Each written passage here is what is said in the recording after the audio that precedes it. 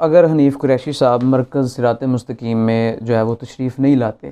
تو کیا آپ بھی پھر اس کے بعد جشن فتح منائیں گے یا کسی پریس کلب میں جا کے پریس کانفرنس کریں گے کہ ہم جیت گئے ہیں، یا کیا کریں گے؟ آپ تھوڑا سا بتائیں اپنا۔ دیکھیں جی، اگر وہ تشریف نہیں لاتے، جس قدر اب 26 دسمبر کا شور ہے اور ہر طرف سے آوازیں اٹھی ہیں، تقریباً بیانات مجھ تک پہنچے ہیں آپ جیسے صحافیوں کے کہ جنہوں نے اس کو بہت ہائی لائٹ کیا ہے کہ یہ ہونا چاہیے، اور ہر طرف سے آواز ہے کہ یہ ہونا چاہیے۔ اگر تو وہ نہیں لاتے تو ہم پھر یہی سمجھیں گے کہ یہ طبقہ ہمیشہ کے لیے شکست خوردہ ہو چکا، اب ان کو دوبارہ کسی طرح کی بات کرنے کی کوئی جرت نہیں ہونی چاہیے۔ اور حیدر والوں کا یہ انداز ہے کہ ہر میدان میں دلیل کی قوت سے میدان میں آتے تھے۔ مولا علی رضی اللہ تعالیٰ عنہ جس وقت خوارج کے خلاف حتمی جنگ کرنے کے لیے گئے تھے تو مولا علی رضی اللہ تعالیٰ عنہ تو آخری مرحلے میں بھی ان سے علمی مناظرہ کیا تھا، آخری مرحلے میں بھی علمی مناظرہ کر کے ان کے ایک بہت بڑے طبقے کو اہل سنت میں لے آئے تھے۔ تو علی والے تو یہ کرتے ہیں کہ دلیل کی بنیاد پر علمی طور پر بات کرتے ہیں، اور یہ بیچارے اگر بات کرنے کے لیے تیار نہیں ہوتے اور ہر چوتھی تقریب میں گالیاں دینے پر اتر آئیں گے، ابھی بھی لگے ہوئے گالیاں دینے پر۔ ہمیں تو کوئی غرض نہیں، ہم نے جتنی گالیاں کھا لی ان لوگوں سے ہمیں تو کوئی فرق نہیں پڑتا۔ یہ تو ایک روایت ہے کہ اہل علم انبیاء کے وارث ہوتے ہیں، تو جس طرح انبیاء کو جتنا کچھ کہا گیا ہمیں بھی یہ کہنے تو کوئی فرق نہیں پڑتا۔ اور آپ یقین جانیں اگر حنیف قریشی صاحب آتے ہیں اور ہم اتفاق رائے سے اہل سنت کے متفقہ نظریہ پر آ جاتے ہیں تو میں خود حنیف قریشی صاحب کی دست بوسی کر کے کہوں گا کہ آج کے بعد انہیں کوئی رافضی نہ قرار دے۔ ہم نے اتنی دفعہ ان کی دعوت پر جرت کی ہے، تو ایک دفعہ ہم بھی دعوت دیتے ہیں، یہ بھی جرت کر کے دکھائیں تو مزہ تو تب آئے نا۔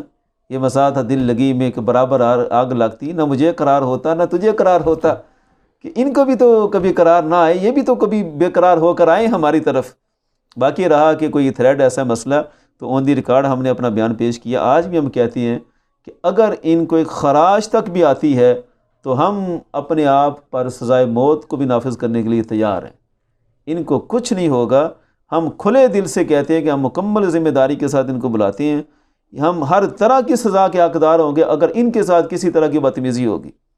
کوئی ایسا نہیں ہوگا انشاءاللہ۔ اگرچہ ابھی ہمارے اختلاف ایکسٹریم لیول کے ہیں، ہم ان کو واقعتاً رافضی سمجھتے ہیں، لیکن یہ دور بھی تھا کہ جب ہم اور حنیف قریشی بیٹھتے تھے، یہ ساری چیزیں جب بیان نہیں تھی تب ہم بیٹھ سکتے، تو آج کیوں نہیں بیٹھ سکتے؟ حنیف قریشی صاحب کئی موقع پر ملنے کے لیے تیار ہوتے تھے، تو ایک دفعہ پھر جرت کریں، آئے ملیں، انشاءاللہ کچھ نہیں ہوگا انہیں۔ ویسے بھی وہ تو کہتے ہیں کہ میں حیدری ہوں، علی والا ہوں، حیدر حیدر کے نعرے لگاتے ہیں، اچھی بات ہے، ہم تو زیادہ لگاتے ہیں حیدر حیدر کے، ہم ہیں علی والے، ہمارا تو دعویٰ ہے کہ اگر حیدری بننا ہے تو پھر یہ بزدلی والا کام تو نہیں کرنا۔ حنیف قریشی صاحب حیدری کہلاتے ہیں،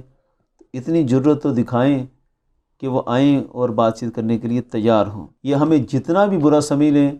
لیکن یہ کبھی ہمیں مرزا جیلمی سے آگے نہیں کہہ سکتے، یہ تو ان کا بھی ضمیر کبھی گوارا نہیں کرے گا۔ اگر ادھر جا سکتے ہیں تو ادھر کیوں نہیں آ سکتے؟ یہ اس کا جواز پیش کر دیں،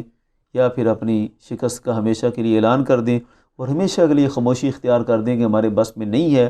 جو ہم نے گستاخی کے الزامات لگائے یا اپنی رافضیت کو ہم نے پروموٹ کیے، اس کی جسٹیفیکیشن کے لیے ہمارے پاس کچھ بھی نہیں ہے، تو ہم اس موضوع کو بھی ہمیشہ کے لیے کلوز کر دیں گے۔ آ جائیں گے تو انشاءاللہ جب معاملات کلیئر ہوں گے تو ان کی دستبوسی کر کے ان کو ہمیشہ کے لیے سرخرو کریں گے کہ آج کے بعد انہیں کوئی رافضی نہ کہے، یا اہل سنت کے پکے ترجمان ہیں، اور انشاءاللہ ہمارے مرکز سے جب وہ پکے سنی بن گئے تو دنیا میں کوئی ان کو رافضی نہیں کہے گا۔ کہ اتنا بڑا ایک جو خلا بنا ہوا تھا اتنی دیر سے، وہ ختم کرنے کے لیے علامہ صاحب نے ایک اچھا حل نکالا ہے، ہم آپ کو اس میں اپریشیٹ کرتے ہیں۔ اور انشاءاللہ 26 دسمبر کو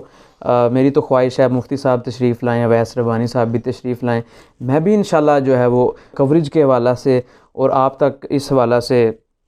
اگر مناظرہ ہوتا ہے اس کے متعلق اپڈیٹ کا، علمی مباحثہ ہوتا ہے اس کے متعلق اپڈیٹ کا، تو انشاءاللہ آپ ہمارے ساتھ جڑے رہیے۔